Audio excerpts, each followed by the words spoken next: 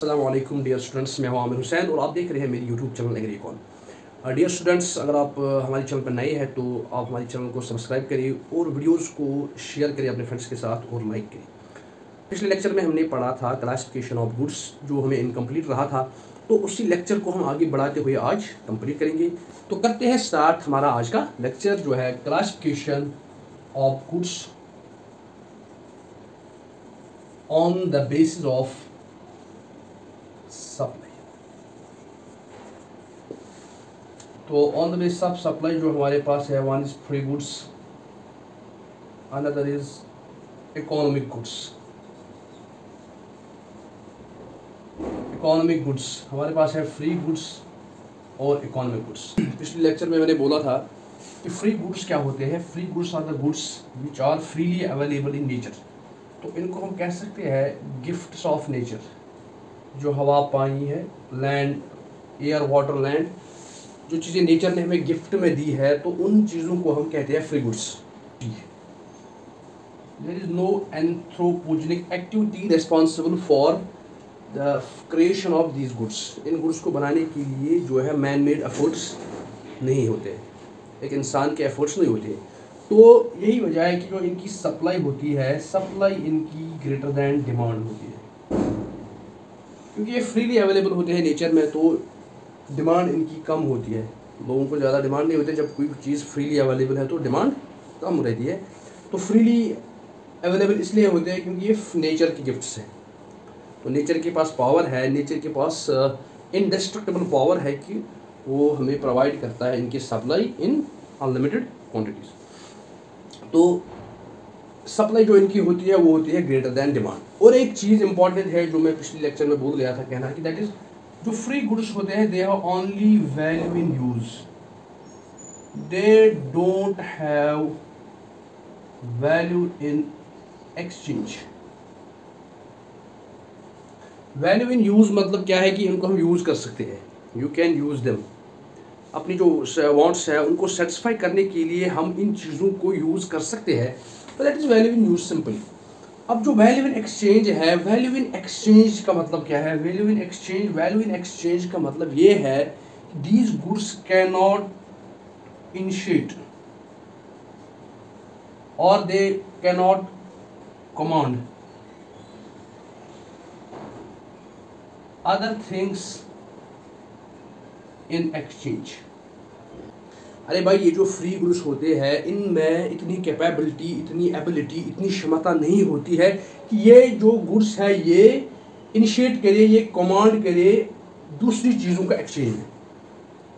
मतलब ये है कि अगर आप पानी लेके जाएंगे, हाँ मैं एक्सट्रीम केसेस जो मैंने एक्सेप्शंस बताई थी पिछली बार भी, उन चीज़ों को छोड़ के, एक्सेप्शंस को छोड़ के मैं कह रहा हूँ, I am talking of normal things.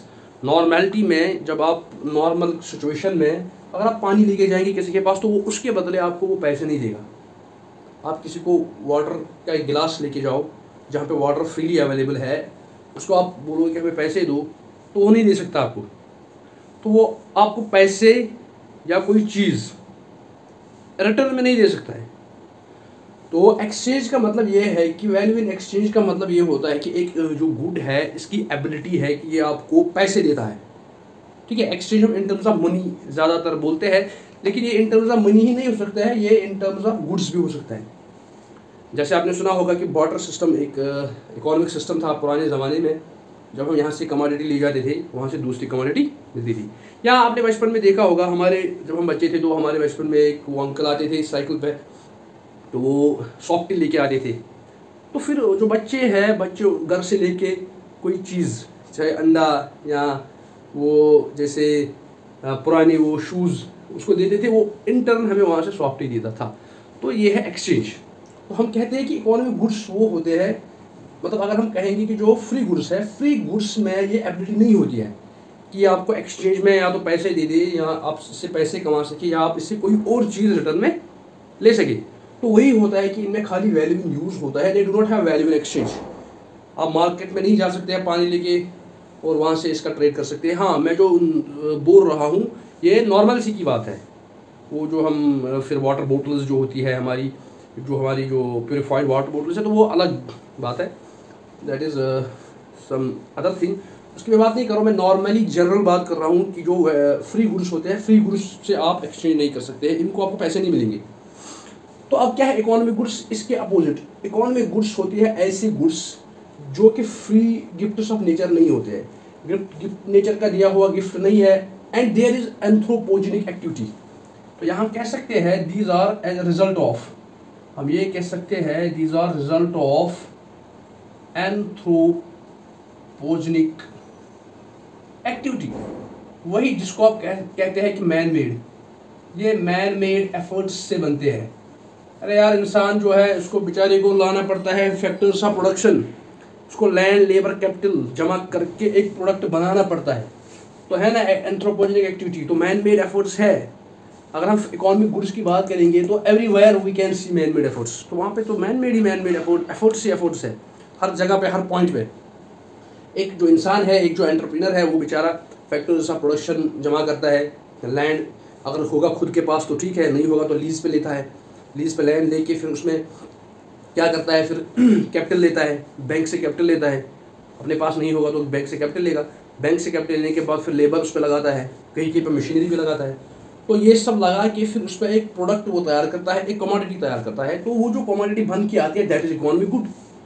अब जो बेचारे इसको एफर्ट्स मिले, सॉरी, अब जो बेचारे ने एफर्ट्स जो लगाए, इस बेचारे ने जो एफर्ट्स लगाए तो उसका तो पे करना ही है, तो थोड़ी फ्री में देगा, तो ये जो है इसको रिटर्न फिर उन्हीं पे मिलता है जो एक एंटरप्रेन्योर होता है। ये हम फैक्टर प्राइसिंग में पढ़ेंगे आगे, जो हम पढ़ेंगे जो डिस्ट्रीब्यूशन थ्योरी हम एक जगह पढ़ेंगे, जो रेंट वेजेस होते हैं, रेंट होते हैं, ठीक है, क्या इंटरेस्ट होता है, तो वो हम पढ़ेंगे, वो रिटर्न्स होते हैं टू फैक्टर्स ऑफ प्रोडक्शन। तो मेरा कहने का मतलब यह है कि इकोनॉमिक गुड्स ऐसी चीज़ें होती है जो एंथ्रोपोजेनिक और मैन मेड एफर्ट से बनती है। तो इसमें क्या है, जो फ्री गुड्स है सप्लाई ज़्यादा है, तो यहाँ पे क्या है, यहाँ पे सप्लाई जो है वो कम है, इनकी डिमांड ही ज़्यादा होती है, सप्लाई कम होती है। क्यों सप्लाई इसलिए कम होती है कि मैंने पहले ही मैं बार बार कह रहा हूँ कि जो रिसोर्सेज हमारे पास है वो स्कैर्स है। नेचर के पास तो रिसोर्सेज जो है स्कैर्स नहीं है, हमारे पास जो सोर्स है वो जो हमारे पास जो रिसोर्सेज है वो स्कैर्स है। तो नेचर के पास तो अनलिमिटेड रिसोर्सेज है, तो वो फ्रीली बना, नेचर की तो एबिलिटी है कि फ्रीली गुड्स हमें प्रोवाइड करें। सप्लाई इनकी होती है लेस होती है दैन डिमांड, क्योंकि ये जो रिसोर्सेज है अवेलेबल कम है तो चीज़ें भी कम बनेंगी, तो जब चीज़ें कम है तो डिमांड ऑटोमेटिकली उनकी ज़्यादा होती है। अब जो ये होते हैं इकोनॉमिक गुड्स में वैल्यू इन यूज़ के साथ साथ वैल्यू इन एक्सचेंज भी है, तो वैल्यू इन एक्सचेंज भी है इनमें। तो आप क्या कर सकते हैं, कोई चीज़ है आपके पास, कोई पेन है आपके पास, अगर आपने नया पेन लाया मार्केट से, आपने नया पेन लाया, तो अब आपको लग रहा है कि मैं ये पेन यूज़ नहीं करूँगा, मैं कोई और लूँगा, तो इस पेन को आप किसी को दे सकते हो, तो वो इंटर्न आपको इसमें 10 रुपीज़ दे सकता है। जैसे कि मैंने एक शर्ट लाई, मॉल में गया, मैंने एक शर्ट लाई, तो शर्ट ला के जब मैं पहुंचा घर, मैंने शर्ट देखी तो मुझे वो फिटिंग में ठीक नहीं लगी, या मुझे उसका कलर ठीक नहीं लगा, या मुझे वो ठीक नहीं लगी घर पे, तो उस टाइम मैं क्या कर सकता हूँ, उस टाइम मैं अपने फ्रेंड को दे सकता हूँ, है ना, मैं तो फ्रेंड को दे दूँगा, वो मुझे उसके बदले में या तो कोई और शर्ट देगा या तो पैसे देगा। या अगर फ्रेंड को नहीं दूंगा तो मैं क्या कर सकता हूँ, मैं मॉल में जाके वापस रिटर्न कर सकता हूँ, उसके बदले में दोबारा वो, पहली बार जब मैं मॉल में गया था मैंने पैसे दे के ख़रीदा था, अब मेरे पास शर्ट है, उस शर्ट से मैं दूसरी शर्ट एक्सचेंज कर सकता हूँ, that is value in exchange. तो जो इकोनॉमिक गुड्स होती है उनमें value in use as well as value in exchange भी होता है। ये पॉइंट जो है ये मैं पिछली बार भूल गया था, तभी मुझे ये रिपीट करना पड़ा फिर से। तो फ्री गुड्स इकोनॉमिक गुड्स, इनमें मेन जो डिफरेंस है, एक है सप्लाई डिमांड की जो पूछा जा सकता है एग्जाम में, दूसरा है value in use and value in exchange. अब जो दूसरी क्लासिफिकेशन है वो है बेस्ड ऑन ट्रांसफरेबिलिटी। इसका हम एक फ्लो चार्ट बनाएंगे, तो वो फ्लो चार्ट आपको याद रखना है। तो अगर हम देखेंगे बेस्ड ऑन इसमें, तो इसमें होते हैं एक्सटर्नल, दूसरे होते हैं internal, external goods, internal goods. External में फिर होते हैं मटेरियल और होते हैं पर्सनल, ठीक है। मटेरियल में फिर होते हैं ट्रांसफरेबल, एक होते हैं नॉन ट्रांसफरेबल, ठीक है। External goods, internal goods, external goods में मटेरियल, पर्सनल, ट्रांसफरेबल और नॉन ट्रांसफरेबल, ठीक है। तो एक्सटर्नल में मटेरियल आपको पता ही है कि जो मटेरियल गुड्स होते हैं that are formed of matter, ठीक है। तो अब तो एक्सटर्नल गुड्स हो सकते हैं, मटेरियल भी हो सकते हैं, दोनों हो सकते हैं। एक्सटर्नल गुड्स हो सकते हैं लेकिन पर्सनल भी हो सकते हैं। एक्सटर्नल में हमारी मटेरियल है, मटेरियल जो मैटर के बने होते हैं गुड्स, तो एक है पर्सनल। मटेरियल में फिर है transferable, non transferable. For example इसमें लैंड, इसमें बिल्डिंग्स। देखो एक्सटर्नल गुड्स, एक्सटर्नल तो जो पता ही है, एक्सटर्नल जो एक्सटर्नल एनवायरनमेंट में पाए जाते हैं, जो को हम मतलब एक्सटर्नली जो प्रेजेंट होते हैं। तो external material consist of matter, इसमें ट्रांसफरेबल, नॉन ट्रांसफरेबल। इसमें ट्रांसफरेबल हो मतलब ट्रांसफरेबल क्या होती है, ओनरशिप, जिनको हम ट्रांसफ़र कर सकते हैं, जिनको हम बेच सकते हैं। तो ट्रांसफरेबल है लैंड, बिल्डिंग्स, दोनों मटेरियल है लेकिन ट्रांसफरेबल है, वहाँ से एक्सटर्नल भी है। तो दूसरा है एक्सटर्नल भी है, मटेरियल भी है लेकिन नॉन ट्रांसफरेबल है। फॉर एग्जांपल आपकी डिग्री सर्टिफिकेट, डिग्री की जो सर्टिफिकेट है आपकी, ये तो है एक्सटर्नली, मटेरियल भी है लेकिन नॉन ट्रांसफरेबल है। आप इसको ट्रांसफ़र नहीं कर सकते, आप किसी और को नहीं दे सकते और वो यूज़ नहीं कर सकता है। दैट मीन्स कि ट्रांसफरेबल गुड्स जो होते हैं, ट्रांसफरेबल गुड्स ऐसे होते हैं जिनकी ओनरशिप को ट्रांसफ़र किया जा सकता है, जिनको हम बेच सकते हैं। तो इनकी ओनरशिप को ट्रांसफ़र नहीं कर सकते हैं। इसमें डिग्री सर्टिफिकेट आएगी, इसमें आपकी लाइसेंस आएगी, लाइसेंस को हम ट्रांसफ़र नहीं कर सकते। तो इसी तरह है पर्सनल। पर्सनल में क्या है, जो ये पर्सनल है, पर्सनल में ट्रांसफरेबल, इसमें ट्रांसफरेबल गुड्स, ठीक है। एक्सटर्नल है, मटेरियल नहीं है, एक्सटर्नल है, पर्सनल है, एक्सटर्नल है, पर्सनल है और ट्रांसफरेबल भी है। For example goodwill of a business. Goodwill of A business क्या होती है? गुडविल ऑफ ए बिजनेस होती है कि कोई बिजनेस है जिस आपके पास आप प्रॉफिट्स कमा रहे हो, आप नॉर्मल से ज़्यादा प्रॉफिट्स कमा रहे हो, अच्छे खासे प्रॉफिट्स कमा रहे हो ड्यू टू योर ब्रांड, आपका जो ब्रांड नेम है, due to customer base, due to customer relations.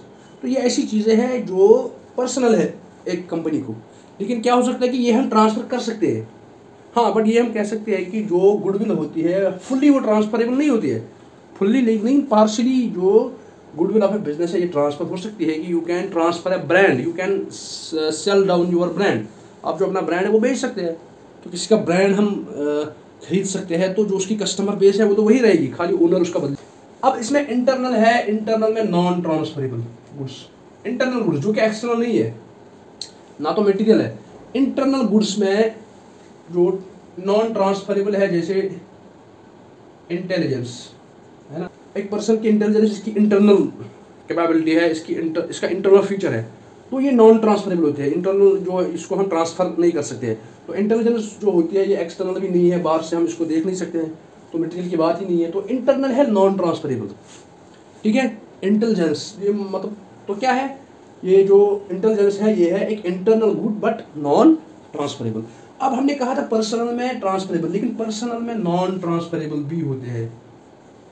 है एक्सटर्नल, है पर्सनल लेकिन ट्रांसफरेबल।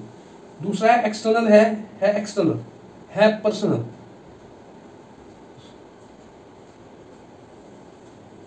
देखो सर, देखो भाई, इंटरनल जो है इसमें नॉन ट्रांसफरेबल है इंटेलिजेंस, तो पर्सनल में भी ट्रांसफरेबल के साथ साथ नॉन ट्रांसफरेबल भी है कुछ गुड्स।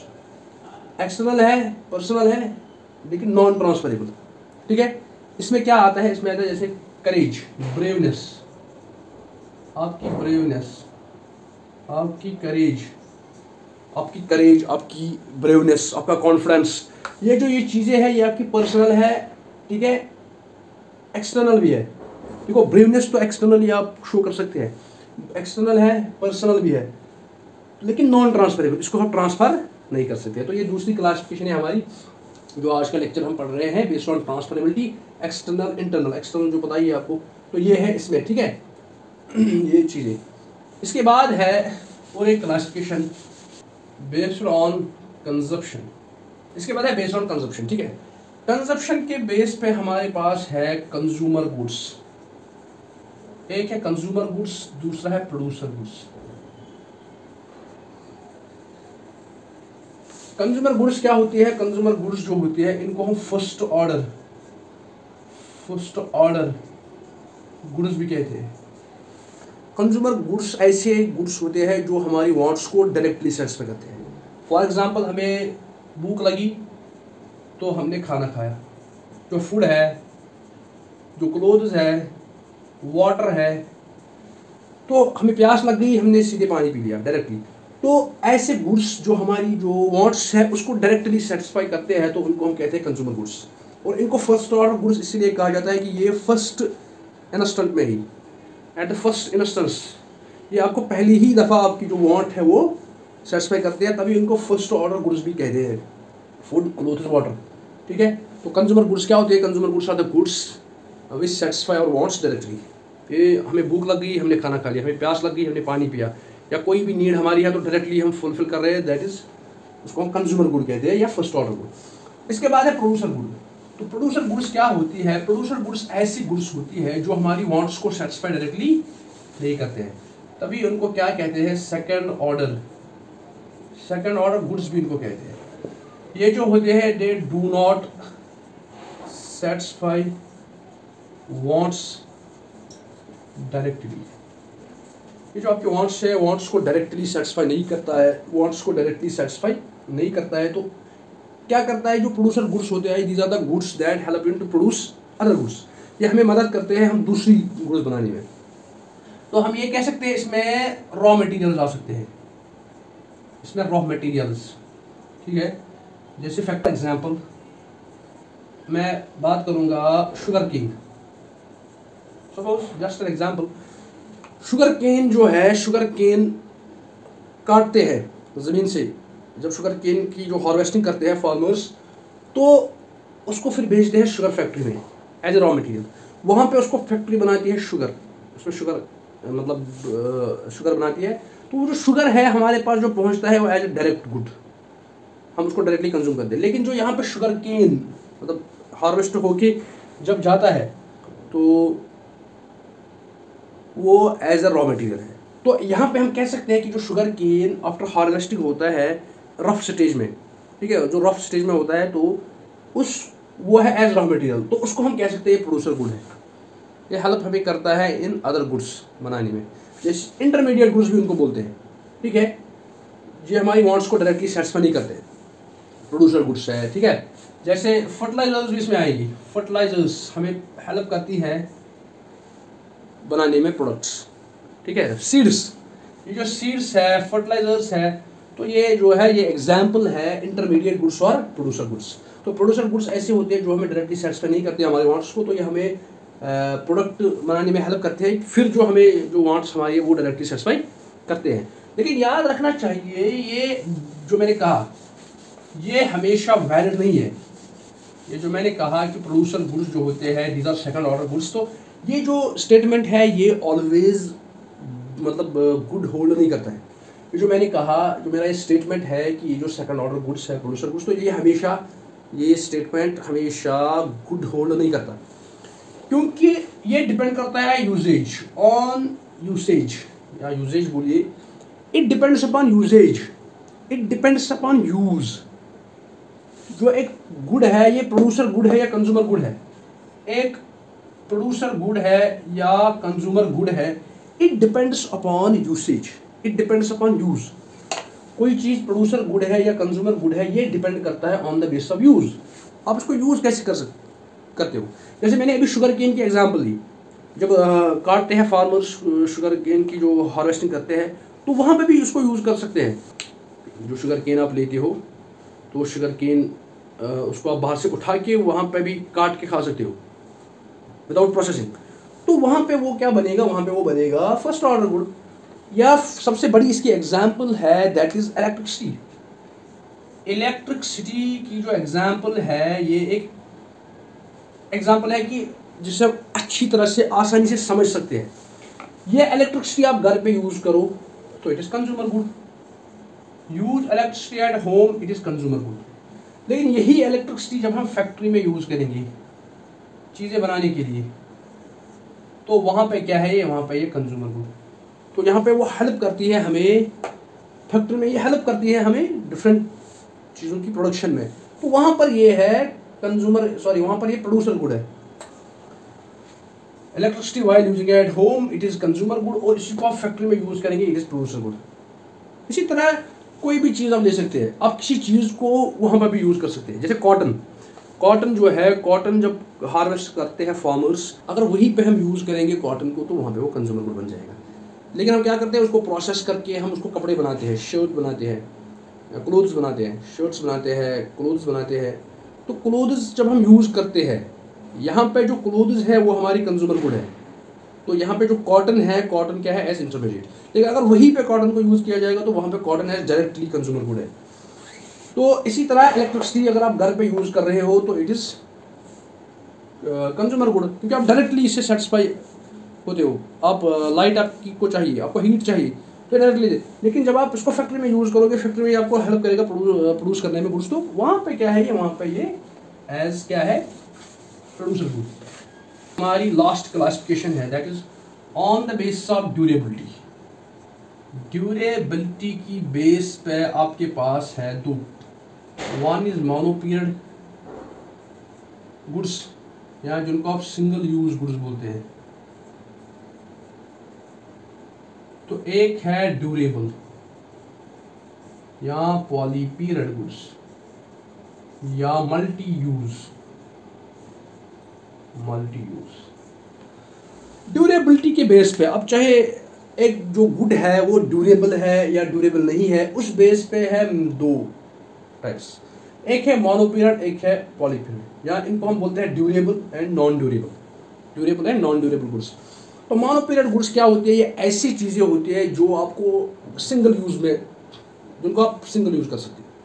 जैसे सीड्स, आपने सीड्स लगा लिए, क्रॉप बन गया, हाँ आप उसको सेकंड टाइम यूज़ कर सकते हैं। लेकिन यहाँ पे जो मतलब है मोनो पीरियड मीन्स कि आप इसको एक ही टाइम पे यूज़ कर सकते हैं। जैसे आपने फर्टिलाइजर्स लाई तो फर्टिलाइजर्स आपने लगा ली एक ही बार, जो आपने फर्टिलाइजर यूज़ की उसको आप यूज़ नहीं कर सकते हो। हाँ आपके पास अगर बची है फर्टिलाइजर तो आप उसको स्टोर करके यूज़ कर सकते हो। कहने का मतलब यह है कि at a point of time जो आप यूज़ करोगे कोई क्वांटिटी किसी चीज़ की, तो वो आप उसी टाइम पे यूज़ कर सकते हो, वहीं पे ख़त्म हो जाएगी। ठीक है, जैसे फूड है आपके पास, आपने फूड खा लिया बस हो गया ख़त्म। मोनो पीरियड और सिंगल यूज गुड्स, इनको आप सिंगल यूज़ कर सकते हो, एक ही बार यूज़ कर सकते हो। जैसे सीड्स है, फर्टिलाइजर्स है, या इनको हम पेरिशेबल्स भी कहते हैं, इनको पेरिशेबल गुड्स भी बोलते हैं। फॉर एग्जाम्पल आपके पास मीट है, आपके पास वेजिटेबल्स है, आपके पास मिल्क आपने लाया, मिल्क पिया, बस हो गया खत्म। या हम ये कह सकते हैं कि इनको हम स्टोर नहीं कर सकते हैं। Mono period goods are the goods that can be used only once, एक टाइम ऑफ पीरियड पे आपको एक ही बार इसको यूज कर सकते हैं। जैसे मीट है, वेजिटेबल्स है, मिल्क है। और एक याद रखनी चाहिए, इनकी जो सप्लाई होती है दैट इक्वल्स टू स्टॉक। दो चीज़ें होती है, एक होती है सप्लाई, एक होती है स्टॉक। स्टॉक क्या होता है, स्टॉक होता है ओवरऑल जो आपके पास सारी क्वांटिटी है एक प्रोडक्ट की। मतलब आपके पास राइस है, जो राइस की सारी क्वांटिटी आपके पास अवेलेबल है, दैट इज स्टॉक। उस स्टॉक में से जो आप मार्केट में डालते हैं बेचने के लिए, तो उसको हम सप्लाई कहते हैं। अब ये जो मोनो पीरियड या सिंगल यूज या पेरिशेबल गुड्स होती है, अरे भाई ये ऐसी चीज़ें होती है जिनको आप ज़्यादा देर घर पे नहीं रख सकते। अगर कोई एंटरप्रेन्योर है, वो वेजिटेबल का यूनिट चला रहा है, तो घर पे रखेगा तो सारा का सारा खत्म हो जाएगा, उसका बेड़ा ही गर्क हो जाएगा एंटरप्राइज का। तो जो इनकी सप्लाई होती है वो स्टॉक के बराबर होती है। तो कहने का मतलब ये है, जो पेरिशेबल गुड्स होते हैं, जो मोनो यूज गुड्स होते हैं, जो सिंगल यूज गुड्स होते हैं, मोनो पीरियड गुड्स होती है, इनकी जो सप्लाई होती है वो स्टॉक के बराबर होती है। मतलब ये कि जितना ये बनते हैं, जितना ये प्रोड्यूस होते हैं, जितना ये अवेलेबल होते हैं, उतना ये सारे के सारे मार्केट में चले जाते हैं। इनको घर पे नहीं रखा जाता है। वेजिटेबल जितने के बने या मीट जितना का बन गया उतना मार्केट में चला जाता है। तो स्टॉक ये होता है, स्टॉक होती है overall quantity of A commodity.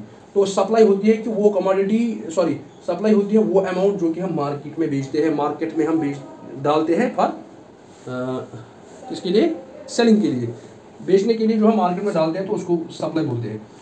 हमारा जो ये टॉपिक है क्लासिफिकेशन ऑफ गुड्स, ये कंपनी होता है। तो इंशाल्लाह हम नेक्स्ट वीडियो में मिलेंगे आपके साथ नए टॉपिक के साथ, तब तक के लिए अल्लाह।